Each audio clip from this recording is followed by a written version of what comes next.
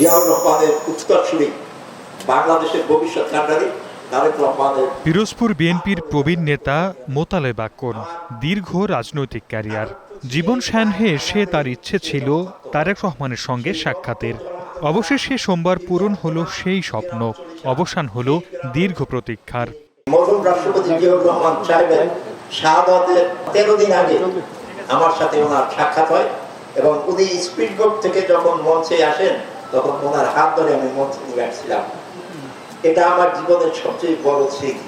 বিকেলে আমরা বিএনপি পরিবারের উদ্যোগে সদর উপজেলার মূল গ্রামে আয়োজন করা হয় অনুষ্ঠানের। এতে ভার্চুয়ালি যোগ দেন তারেক রহমান। শুরুতেই মোতালেব আকনের রাজনৈতিক সংগ্রামের ইতিহাস তুলে ধরেন তিনি।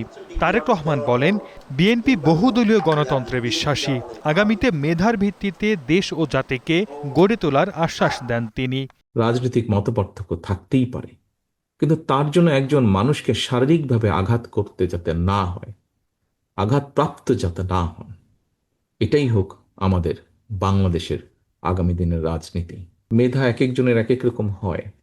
সবাইকে যেমন এক জায়গায় আমরা দিতে পারবো না। মেধার রেসে যে এগিয়ে থাকবে সেই সেখানে যাবে, কিন্তু যারা যেতে পারবে না তাদেরকেও আমাদের ব্যবস্থা করতে হবে।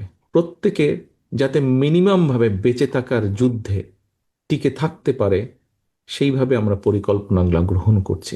যেহেতু আপনি তারেক রহমান বলেন, চিকিৎসা, কৃষিখাতের পাশাপাশি পিছিয়ে পড়া নারীদের জীবনমান উন্নয়নে নানা ভাবনা আছে বিএনপির। ধীরে ধীরে সেই পরিকল্পনাগুলো বাস্তবায়নের আশ্বাস দেন তিনি। বাংলাদেশের গ্রামে গঞ্জে লক্ষ কোটি মা বোনেরা,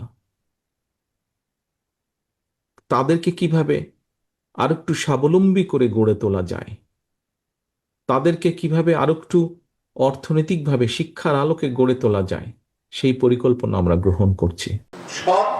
অনুষ্ঠানে দলের সিনিয়র যুগ্ম মহাসচিব অ্যাডভোকেট রুহুল কবির রিজভী সহ কেন্দ্রীয় নেতারা উপস্থিত ছিলেন। আপনি তারেক রহমান, আপনি সহ।